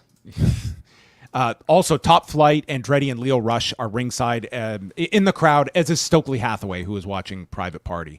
And they also mentioned that Brother Zay is wearing the same shoes he wore when they beat the Young Bucks on October 9th, 2019 on Dynamite. That monumental night. Yes. You always keep those shoes. And Matt says, we've seen that clip of you beating us over and over, but what have you guys done since? I see two guys who will always be a mid-card act. It's now or never. And Private Party attacked them. And I mean, in particular, to me, the one that really shined here was Brother Zay. He had so much fire, and I thought he was really great in this match. And the Bucks are, I know people are very tired on the character work, but in terms of getting the best matches out of these people and structuring matches to guys' strengths, I think these guys are like MVPs in that respect. And they made this whole match about Private Party, which thank God they did make them shine, because I did not understand this promo at the beginning. I did not understand this Amazing Red video by the end of this. Like, I just thought, I was like, okay, you've set the table, and this is the time to execute this. So I'm watching it kind of with that expectation. But you have the Bucks cutting them off, and Private Party throughout. We got several like Hardy's references in this. We saw Poetry in Motion later in the match. They did a Twist of Fate Swanton combination as well. The Bucks stopped the silly string, but Quen then maneuvers to hit Matt with a Rana on the floor, and then a corkscrew is hit by Nick to take out all of them on the floor. We continue on. Nick and Zay are on the turnbuckle, and it turns into an avalanche cutter by Nick for a 2 count, and then they try for the TK driver. It's stopped by Mark Quen, yanking Nick, so Zay does the roll-up just like he pinned him in 2019 with the lucky shoes, but this time Matt kicks out of it. They stop the more bang for your buck, and then they hit the gin and juice for a big near fall. And Private Party goes for their own more bang for your buck. Matt is in for the save. And then we see a Doomsday Poison Rana to Private Party, a TK driver, and an EVP trigger. And when Brother Zay kicks out, this place went nuts because they all thought this was the end. Nick then kicks Quen off the shoulders of Matt, and he just like drops on the floor. There's another EVP trigger to Zay, but this time he ducks, goes for the inside cradle, kick out, and then Zay fires up. But he still feels the effects of the EVP trigger as he is grabbing his head, and Matt takes advantage, flips him up into the tombstone position for a TK driver, and the Young Bucks pin them at 15 minutes and 51 seconds. And I'm sure that they have something laid out for Private Party, but I just thought the timing was here for this, and I just thought that they're obviously telling a longer story, but I thought just go with this. We don't always have to overthink these things. Because of how much they lingered on them afterwards, and because like how great of a job they built up Private Party in the beginning of this match. I'm sensing this might be setting up a rematch so that we might see Private Party like do the Cody story where like you take a bit longer to actually win the championships. It's possible, or it could be nothing and they go back to they are perennial mid-carders. It's possible, but like I think they did a really great job of through the video and also even through the promo. We could say of like setting up. I would have totally saved the Amazing Red video. Like that should be, if they're going to do a rematch, they should be going back to their gym, and then we get that Amazing Red speech, and they train or do something. Like, I think there would be a lot of value, like after the loss, if you're going to build them up for a rematch, then we do that kind of story of rebuilding them and how close they came. I think we could have done the story in general, like especially after they were beaten down by the BCC as hard as they were. Then show us throughout the weeks of Private Party not partying, putting down the drinks, having that pep talk from Amazing Red, in order to really build us up. But if this is where their story ends, it would be pretty disappointing because I don't think the story's ending. Like I don't think that's the case. I just think like there were elements of this that I would have saved for the bigger moment than doing just a tease in this one. Well, maybe they got an even bigger moment, John.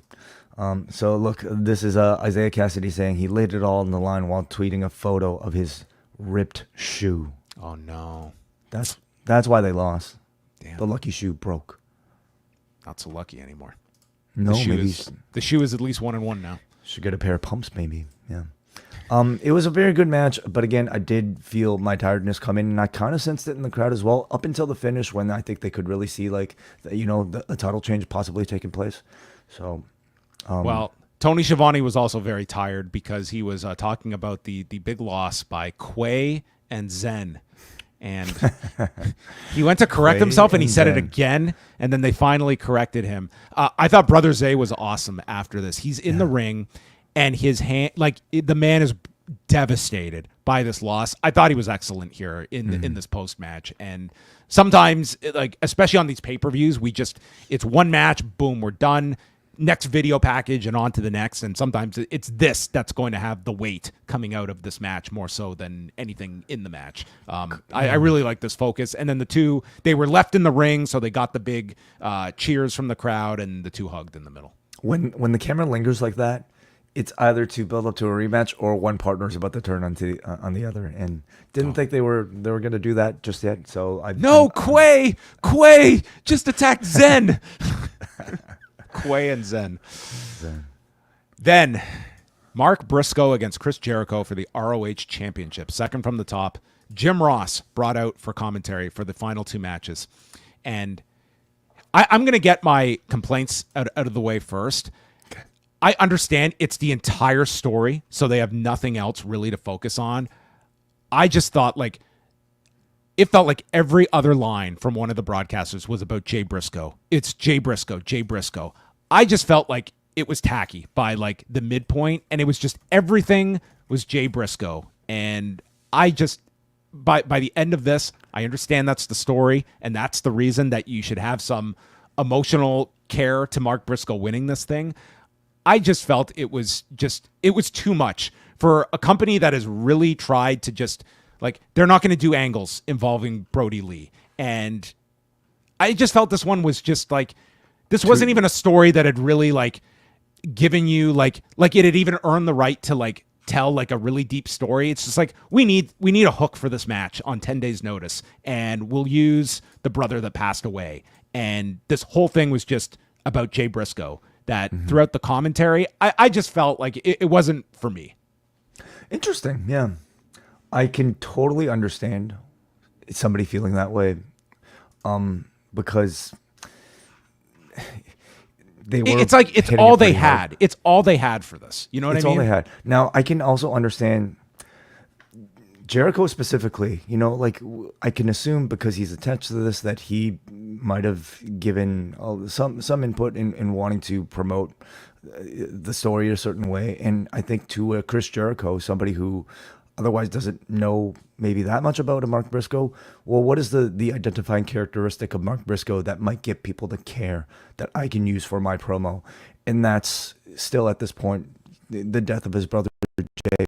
And for that reason, I could see them like mainly just relying on that to tell their story in a short amount of time, and the announcers having to follow suit. So, and listen, and I say that knowing that I'm sure there were a lot of people who like that story worked for this purpose. Like I thought they wrestled a great match. Like this late in the show, I know it was like late for a lot of people at this point, and you want to get to the main event, but I thought like these two had a very good match together. Yeah. But you know, like in terms of like what you just suggested, John, it I guess it's a matter of taste, you know, like depending on how much you might see the sort of exploitation of it versus like, you know, just using something as a tribute to tell a deeper story. You know, I don't like it myself, just as a consumer of it. Obviously, it's, you know, if Mark Briscoe is fine to sign off on it, that's one thing. He's obviously involved here, but I don't know. It just seems to be in utilizing people for these kind of like people that have died for pro wrestling angles is already something I'm not crazy about to begin with. I'm not saying it can't be done. But it can feel very tacky, and that's kind of how I felt in this match because it was just constant. Early on, Mark runs into a code breaker right at the beginning and kicks out at one.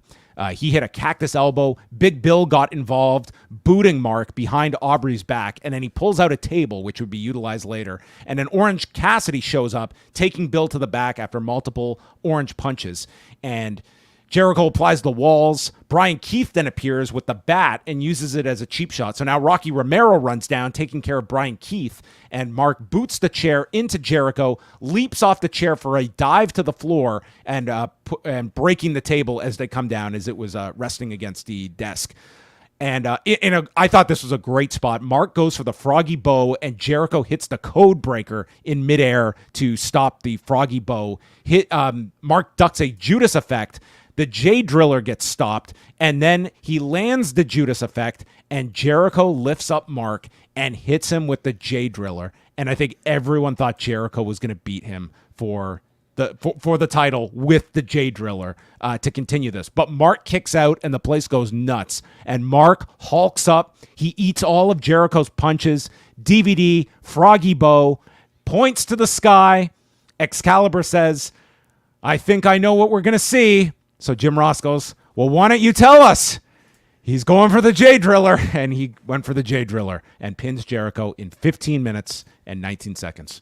Mm-hmm. You know, I thought the storytelling was effective, and it hit in its final moments. So to that end, I like, especially this deep into the show, I thought it was a pretty successful one-off match for this program. Mark is very charismatic. Jericho, I thought, was very good playing like heel Jericho, doing heel Jericho things like grabbing the camera and everything. Again, this deep into the show, it's really tough to grab me, and I couldn't say I cared enough about this to fully enjoy it at this late into the show. But I appreciate maybe what they were able to pull off. Yeah, I mean, in terms of like the bell to bell, I thought they did a very, very good job. Danielson and Moxley for the AEW Championship is our last match as Moxley attacks Danielson during his entrance as Europe is playing. So we get kind of like the Anarchy in the Arena vibe here, where they just brawl as Europe is playing. And it was a cool start to this match where you've got Moxley choking him with a cable. Danielson then takes over, choking Moxley. And then Shafir is choking Danielson. And finally, the match begins with a Busaiku into a chair. And the crowd is roaring as this match begins. Like, they laid this out really, really well for the beginning. Yeah, I thought so too. Mm-hmm. He lands another Busaiku, which Moxley kicks out from. They fight over to the desk, and Moxley hits a pile driver onto the desk. So the neck is being attacked. Moxley, at one point, swipes Nigel's headset off, but that would not play into anything. Nigel, at one point, says, you know, this is so important. I'm not even going to go to the one-liners and quips that I've written down for this match for Danielson. Like, this was too serious for his jokes. I thought for sure they were setting up a Nigel spot. Me too. Tonight. I thought he was going to get involved in the post-match. Me too. Now, I don't think they're doing all of that for no reason, so it could just be a delayed, reaction from Nigel, but there was definitely one of the notable storyline points, the fact that Moxley slapped or swatted a headset from Nigel, and Nigel had like a very sort of different change of character. So they were building to something with Nigel, clearly. Shafir was repeatedly getting involved, and it's like her lone offense is just the knees from the clinch, and she just utilizes them, and they're these devastating knees. And Moxley's working on the neck, and Jim Ross states, "I'm concerned for Bryan's health. I know there's wrestler's creed and all that bullshit, but he's worried about the man's health. Should this continue?"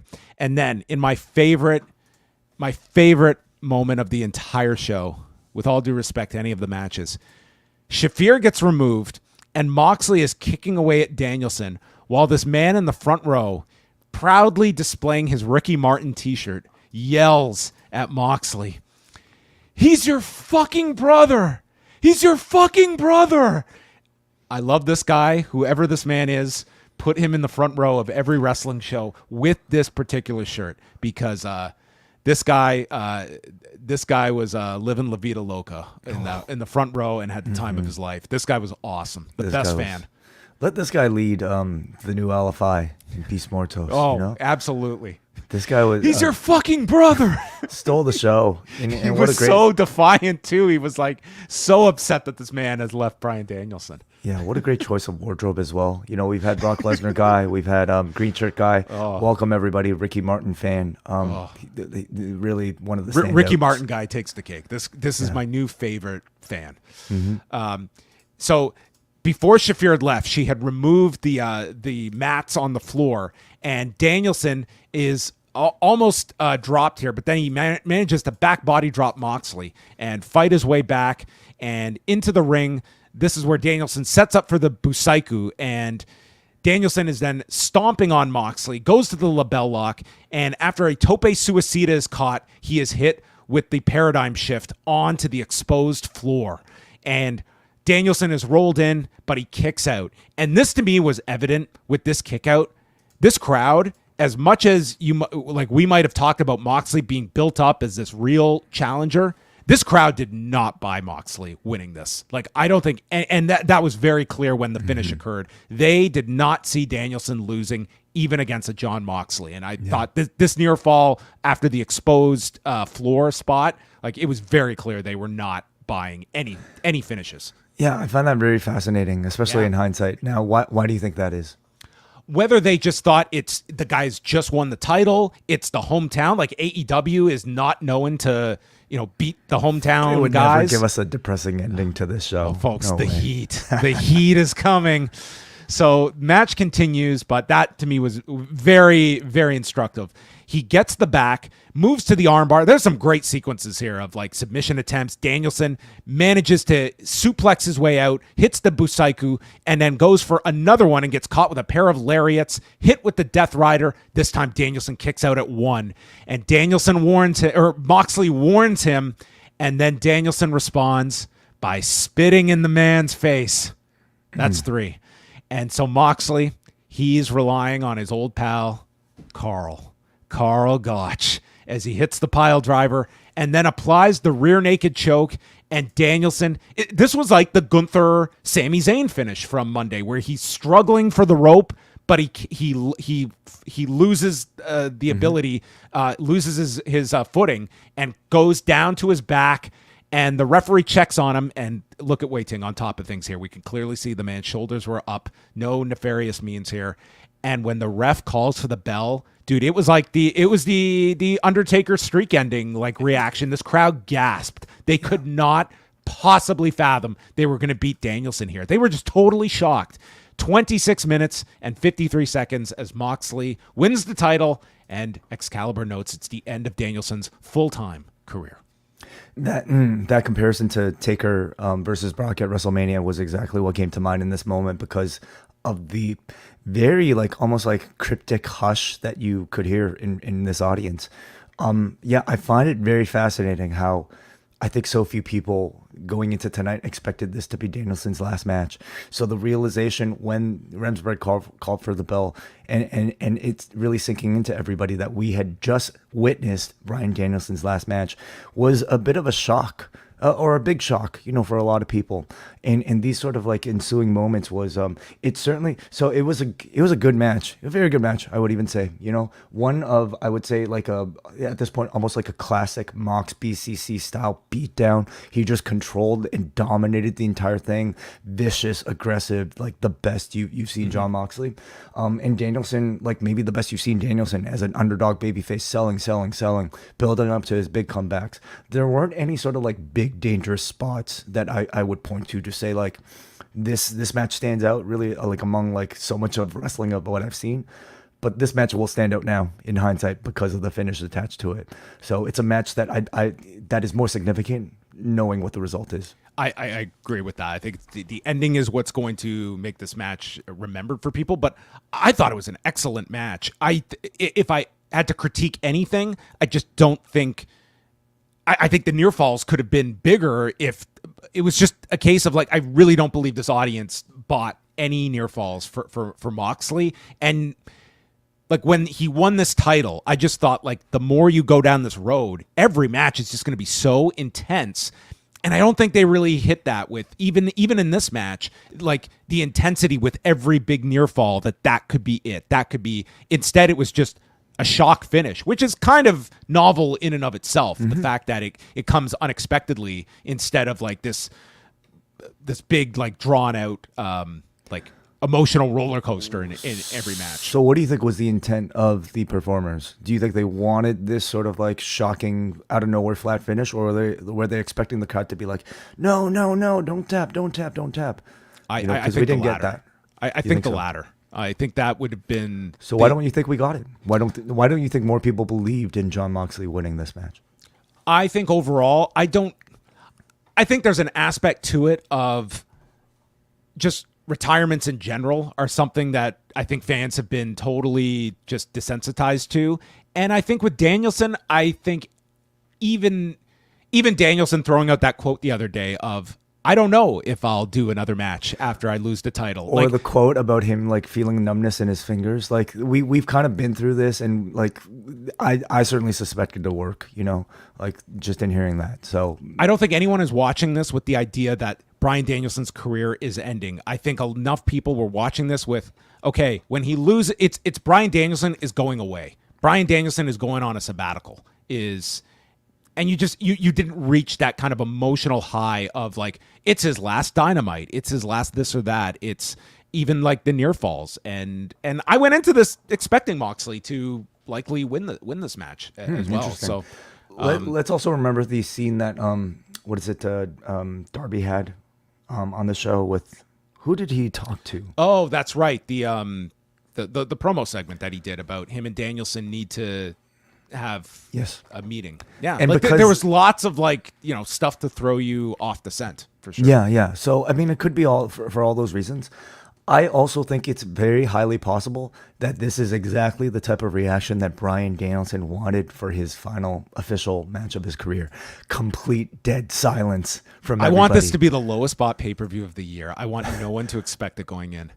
I could see not that, but like the fact that like people didn't see it coming, and that by the time that he actually hits you with it, it's kind of when you least expect. There's there's definitely an appreciation for this style too, where you don't believe it. And clearly this audience didn't. And I did think it was a cool reaction that they had, like the big gasp at the end of this. But then we had everything that occurred afterward. They were not bringing out a big cake and a farewell ceremony for Danielson. The BCC are out, and they placed the AEW title into a duffel bag. And then, so that part is interesting. Yeah, you know, they are still teasing that like Moxley is doing this for a greater purpose, and I guess we're led to assume he's like putting this thing in a bag to present to whoever's actually putting him up to this. That I think was most people's takeaway, is that he is working on behalf of somebody, and now this is going to be delivered. Like they're hitmen, they're hired guns for somebody. Like Moxley doesn't even care about the championship. He cares about the greater purpose that the title is simply just, an accessory to. That's how it came across to me. And then Shafir brings out a plastic bag. So now Wheeler Yuta runs down, and he's joined by Darby Allin to send the BCC out of the ring. And Darby is holding up a chair while Yuta stands in the corner where Danielson is still laying. And you're left to wait for it, and then Yuta hits Darby with a Busaiku knee, and they proceed to duct tape Darby into the corner as they hand the plastic bag to Yuta, and Yuta is the one to suffocate Bryan Danielson. And it may be the best Tony Schiavone line, definitely his strongest credential for this year's Observer Hall of Fame ballot. He screams to call the police. Call the police. Mm-hmm. The BCC fight off security.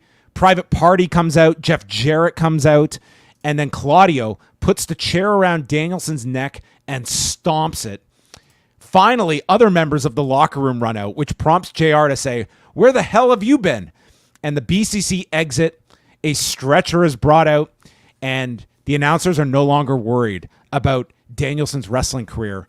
This is about the man's quality of life going forward, if he will be able to have a quality of life. And the crowd is just deflated, completely like sad. And then to kick things up a notch, Excalibur breaks down in tears how he's been here since day one in AEW. And I'm so embarrassed. Thank you, Bryan. That's how the show ends. You could not end with a more depressing scene here of the end of Danielson's career and everyone in mourning as they surround the ring.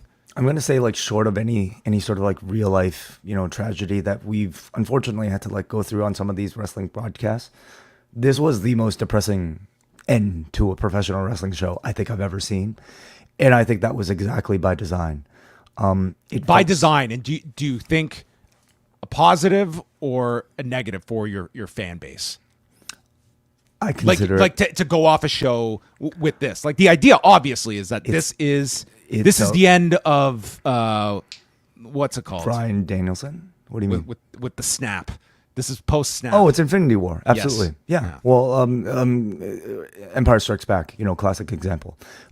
I think it's a risk. You're risking, leaving people quote unquote unsatisfied coming off of an experience like this. That's what I'm asking, is your audience, so often we talk about these pay-per-views that they hit them out of the park and it does nothing for that week's TV. It's they went with a big angle here that you would hope sends people to your TV.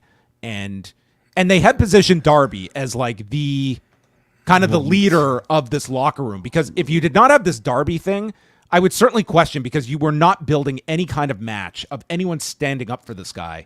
Well, look at this beyond final Darby. shot with the copyright. It's Darby Allin, it's Orange Cassidy looking at the evil empire taking control. This is like Luke and Leia looking outside of the whatever ship that they're on. Don't forget about Jeff Jarrett and his cut cheek. Okay. He would be the Chewbacca of the group, I suppose.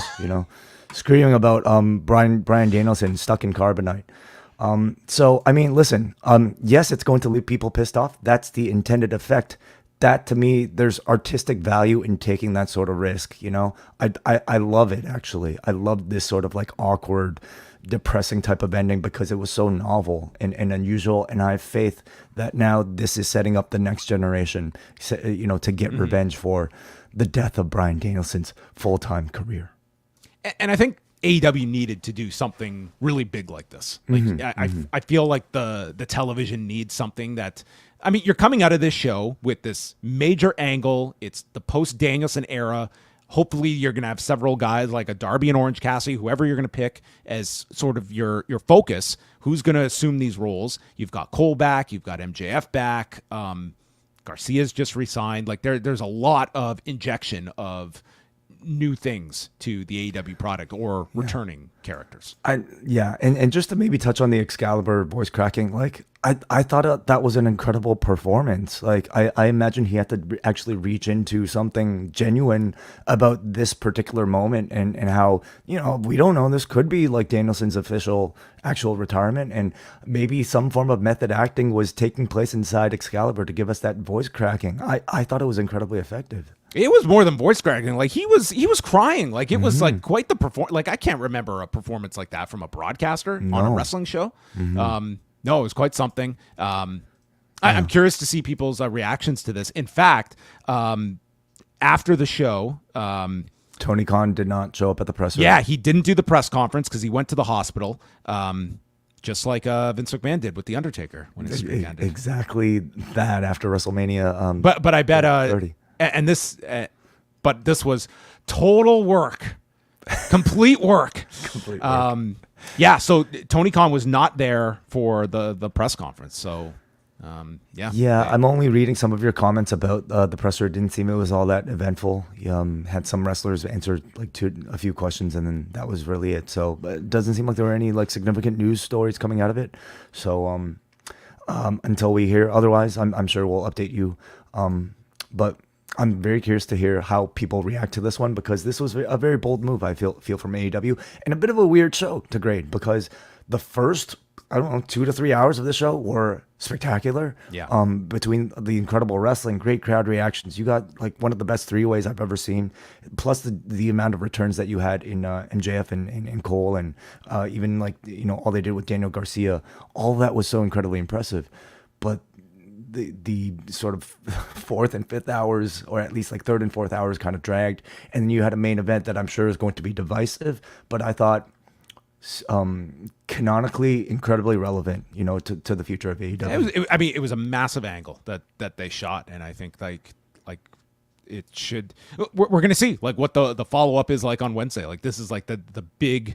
It's like the big angle you shoot like once a year, and it should have huge ripple effects for the whole roster coming out of it. So a very big angle coming out of it. Yeah, the three-way was just out of this world, incredible.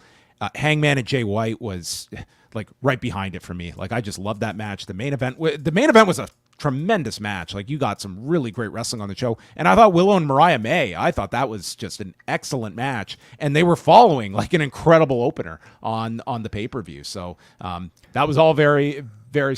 Those would be the strongest recommendations I would have coming out of this show. Top to bottom, the wrestling was really strong on this card, as I think we expected going in. Really, like you roll the dice and you combine any number of wrestlers. The roster is so strong. You're bound to get something strong.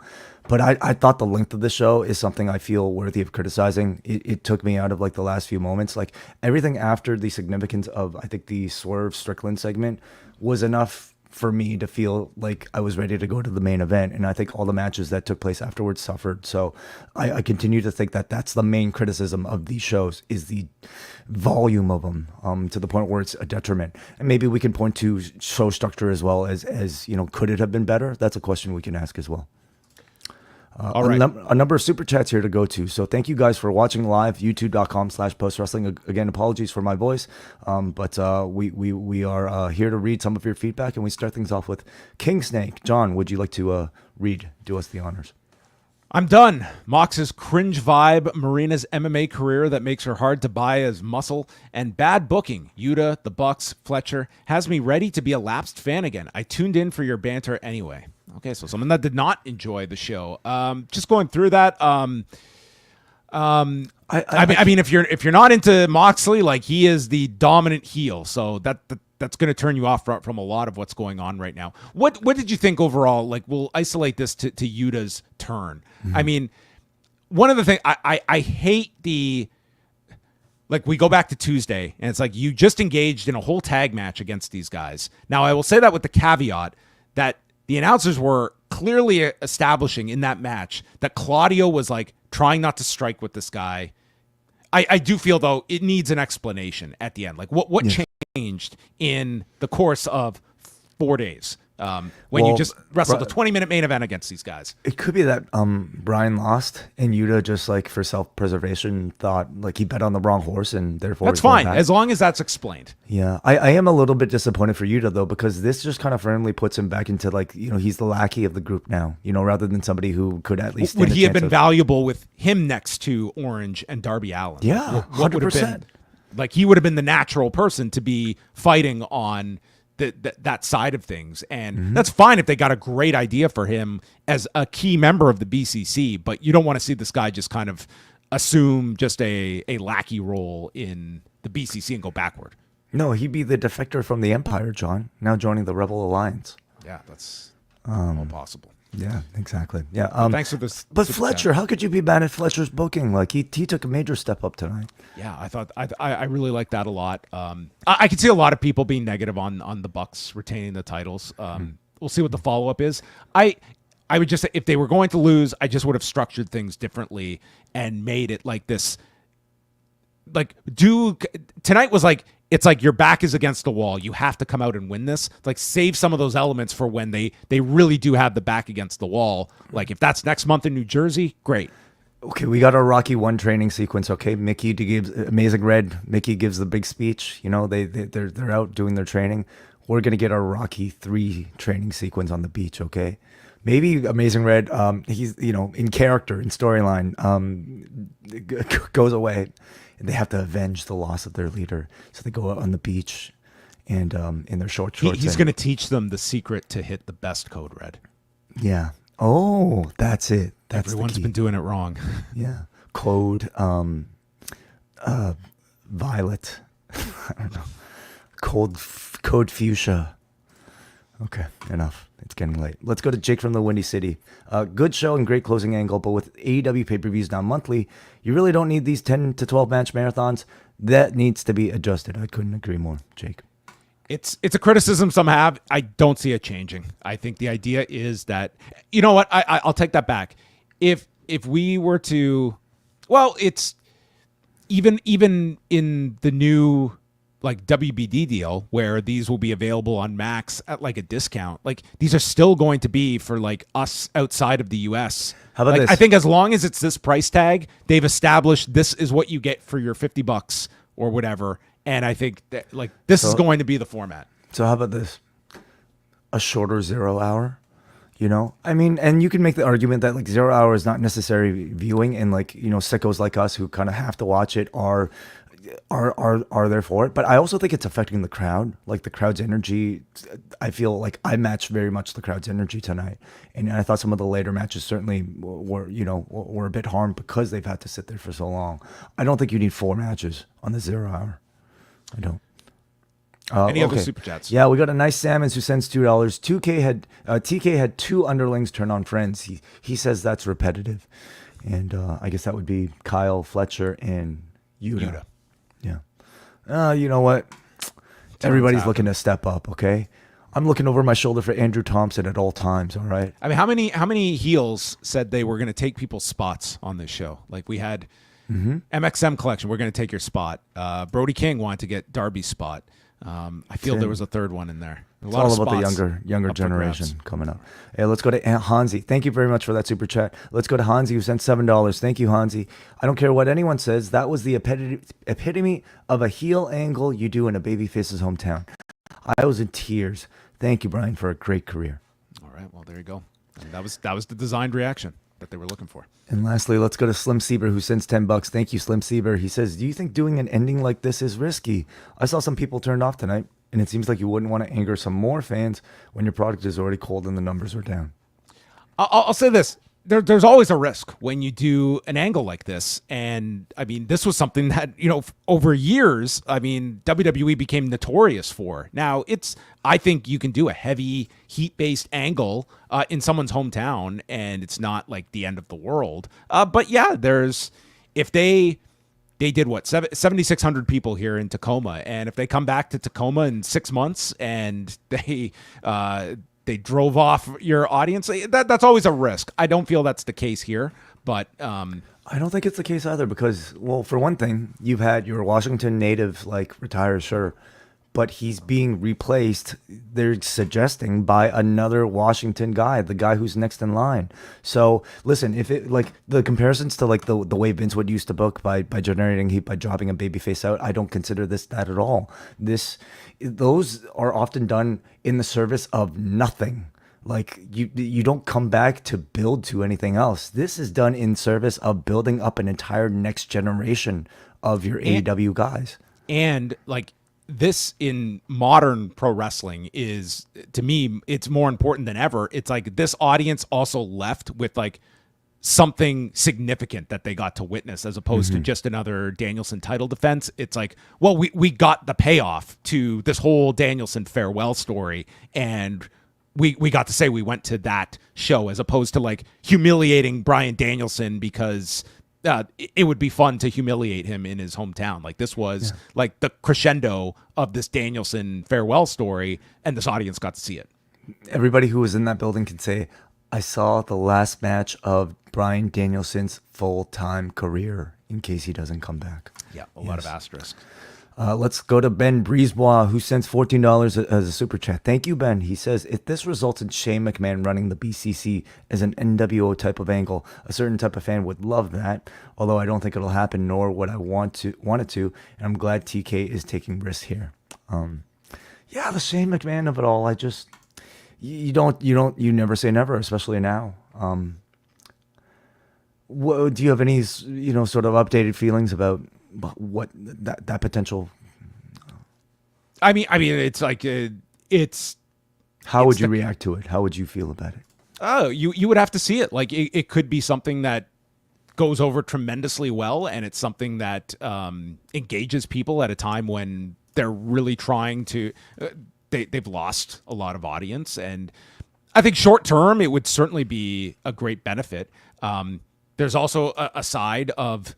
I think it would be a true departure of the AEW that a lot of people first found this product on, and were seeking that. This would be the full circle moment when your top heel presence on camera would be a McMahon figure, which it's going to bring some people onto your product, and I don't discount it. It would turn some people off too, of just, this was not what I wanted AEW to be. But you would have to see how it's executed, for sure. That is it for me too. For me, the biggest challenge in that is thinking about how Shane McMahon, billionaire's son, would in any shape or form get along with John Moxley philosophically. They couldn't be more different as people, or at least that we at least know of, So why would a John Moxley suddenly be a servant to a guy who I just can't see him being a servant to? How would they explain that if that's the case? If they can figure out a good explanation for it, then yeah, maybe I'd be on board. All right.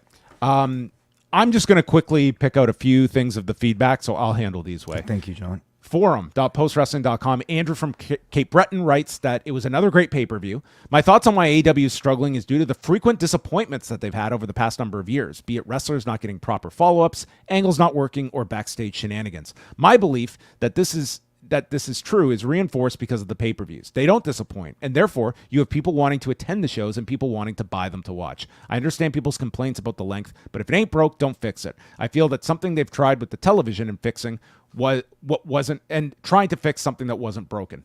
I think Willow is the best women's wrestler of the year, at least in North America. This is the third classic she's had on pay-per-view this year, and I'm hoping she becomes the women's champion. Main event was great. I like how Bryce was upset that he had to make the call to end the match, as he knows the responsibility of that. I think that's the good kind of disappointment, as this will lead to a new direction. The angle at the end was great, and there are a lot of potential babyface challengers. Excellent show. Yeah, they have certainly lined up. I think Darby at the forefront, and that was like he got that big win against Brody, and they have the loss recently to John Moxley. Like that should be a long-term destination point with Darby and Moxley. Next up is Mark, who writes another top to bottom excellent AEW pay-per-view. Takeshita looked like a star in the incredible three-way. The somber ending to the pay-per-view was exactly what it needed to be. Very interested to see where they go with Moxley. The only disappointment I had was Private Party not getting the win. I feel it will come, but at the same time, it felt right tonight.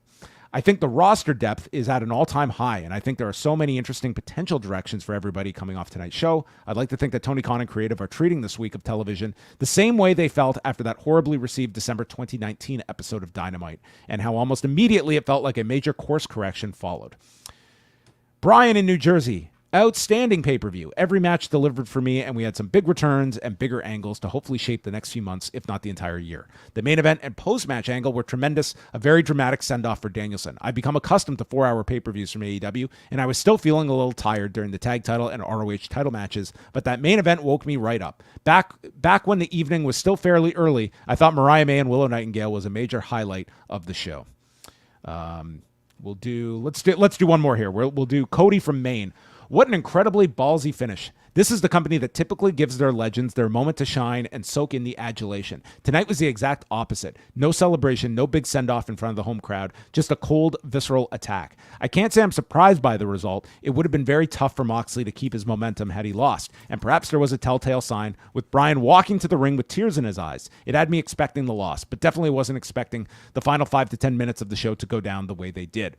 Overall, another great pay-per-view from the company with no bad matches on the card. Props to the crowd tonight. They had some low-energy moments, but they were there with every match down the stretch. What was very important for a match like the tag bout where Private Party came off is a big deal rather than the challengers of the month. If you don't discuss it on the show, I wanted to know your thoughts on the finish of the triple threat match. Did Fletcher's interference take away from Takeshita's win? I mean, I think, again, it was a major storyline twist that I think today's audience, that's almost like the big takeaway. It's like it's one thing you get an outstanding match, but then you also get like a big plot twist that is almost like that's icing on the cake for a lot of people. And there can be bad examples of it that could ruin a match, but I think in this case you got like an interference type of finish that was built up and felt like a payoff to something, as opposed to just we're trying to get out of this match and using run-ins as cover for that. I never get mad when, like, at the end of a match, you can somehow use that to springboard somebody into another hot program. I don't think it takes away from Takeshita, because Takeshita doesn't have a credibility problem. He's somebody who he was the big winner to me coming out of this. Like, he appears so legitimate that he's at risk of being turned into a babyface because this crowd thinks he's so good. So if he was the Miz, okay, maybe that would take away from the credibility, but he's about as legitimate of a champion as I think like perception can be. You could perceive somebody, and that's just because he's so consistent, Yeah. So there you go. That was WrestleDream in the books. Probably a very big edition of Dynamite coming out, which as of right now, we've got Mercedes Moné and Queen Aminata for 2 hours. I mean, we just finished the pay-per-view. We don't have to, have a whole card just yet. Well, that's coming up later this week. Also, just want to let people know I will be back on Monday. I'm going to do a solo show on the Post Wrestling Cafe. So jump on board, postwrestlingcafe.com, because it is New Japan's King of Pro Wrestling, which I will just quickly pull up the card here. It includes Tetsuya Naito and Zack Sabre Jr. That's the main title match on the show. Very very likely, I think, Title that change we could probably see coming. a title change. David Finlay and Hiroki Goto for the global heavyweight title. They had a great match during the G1. Doki against Sho for the junior heavyweight title. Tanahashi, Shota Umino, and El Phantasmo against the House of Torture. This is Tanahashi's 25th anniversary match. Jeff Cobb, Ren Narita, and Yota Tsuji, a triple threat for the television title with the 15-minute time limit. Shingo Takagi against Ryohei Oiwa for the never openweight title. Nichols and Hayes defending the tag titles against Bad Luck Fale and Caveman Ugg. And then Drilla Maloney and Clark Connors against Kevin Knight and Kushida. And opening things, it's Hiromu Takahashi and Mystico. So very interesting card. I'm looking forward to watching this on Monday. So solo review coming up, postwrestlingcafe.com on Monday. And then Wei and I will be back Monday night for Rewind to Raw. So let's all hope that Wei Ting can have maybe some lozenges and comes back at full strength. The MVP of this show, battling through tonight. A great job as always, Wei. We thank you for a long night, and you are the glue that keeps post wrestling together. If not me, you will be hosting the show with Katsuyori Shibata on Monday. We will have Siri is always here for us in case we need a breakdown from Wei. That is it for us. Thanks to everybody for leaving your feedback and tuning in late tonight, and we will speak with you on Monday.